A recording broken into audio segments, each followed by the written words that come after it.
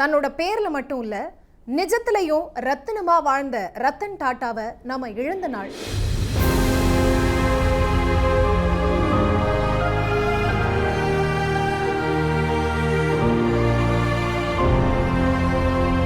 மனுஷனா இப்படி வாழ்ந்துட்டு போகணும்பா அப்படின்னு எல்லாருக்கும் ஒரு உதாரணமான ஒரு வாழ்க்கையை வாழ்ந்து பல ஆயிரம் பேருக்கு வழிகாட்டியாவும் இருந்திருக்காரு ரத்தன் டாட்டா.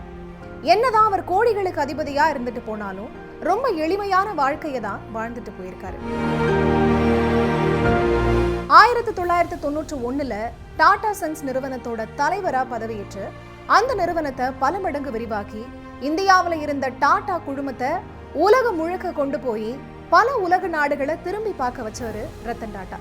அதே நேரம் வயது மூப்பு காரணமா கடந்த சில வருஷங்களாவே அவர் பிசினஸ்ல இருந்து விலகியே இருந்தாரு. இந்த சூழல்ல தான் அவர் கடந்த ஆண்டு அக்டோபர் 9 வயது மூப்பு காரணமா காலமானாரு.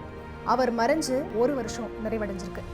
ரத்தன் டாட்டா இந்தியாவோட டாப் மோஸ்ட் தொழிலதிபர் மட்டும் இல்ல, பல சமூக சேவைகளையும் செஞ்சிருக்காரு. பல தொண்டு நிறுவனங்களுக்கு நன்கொடை கொடுத்திருக்காரு. அது மட்டும் இல்லாம அவருக்கு நாய்கள்னா ரொம்பவே பிடிக்கும். நாம இல்லைனாலும் நாம வளர்த்த செல்ல நாய் கஷ்டப்படக்கூடாதுன்னு தன்னோட 10,000 கோடி ரூபாய் உயில்ல பர்டிகுலர் அமௌண்ட்டை தன்னோட நாய்க்கு ஒதுக்கி இருக்காராம்.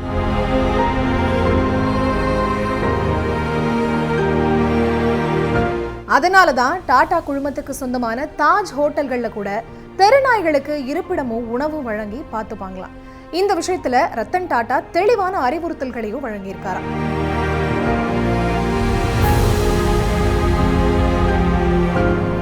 நாய்கள் ஹோட்டலுக்கு முன்னாடி வந்து அமைதியா இருந்தா அவற்றை எதுவும் செய்யக்கூடாது, அவைகளுக்கு உணவுகளையும் வழங்கணும் அப்படின்னு அறிவுறுத்தி இருக்காராம்.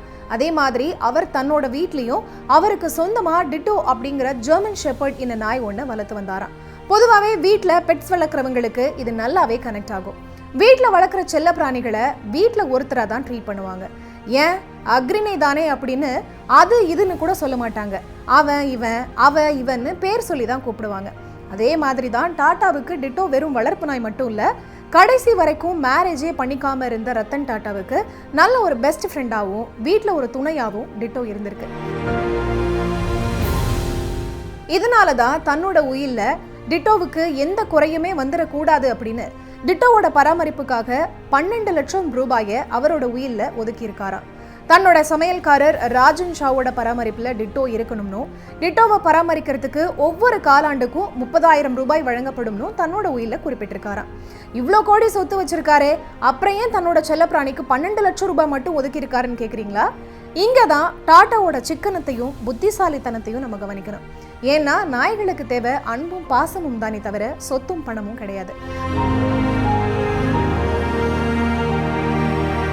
அதனாலதான் பராமரிப்புக்கு தேவையான தொகையை மட்டும் கணக்கிட்டு நாய்க்கு எழுதி வச்சிருக்காரு. தன்னோட நாய்க்கு மட்டும் இல்ல, தன்னோட வீட்டுல வேலை செஞ்சவங்க, உதவியாளர்கள், தற்காலிக ஊழியர்கள், சமையல்காரங்க, டிரைவர்னு எல்லாருக்குமே ஒரு கணிசமான தொகையை ஒதுக்கி இருக்காராம். இப்படி ஊழியர்களுக்கு மட்டுமே அவர் 3.5 கோடி ரூபாயை ஒதுக்கி இருக்காராம். அது மட்டும் இல்லாம பக்கத்து வீட்டுக்காரர் படிப்புக்கு வாங்கிய கடனையும் தள்ளுபடி செஞ்சிருக்காராம். இது போக தன்னோட 10,000 கோடி ரூபாய் சொத்துல உயில்ல பெரும்பகுதியை அவர் ட்ரஸ்ட்டுக்கு தான் எழுதி வச்சிருக்காராம். இப்படி மறைந்தும் மறையாமல் தன்னோட சேவைகள் மூலமாகவும் தான் செய்த உதவிகள் மூலமாகவும் என்னைக்கும் நம் நெஞ்சங்களில் வாழும் ரத்தன் டாட்டாவுக்கு அஞ்சலி செலுத்திப்போம்.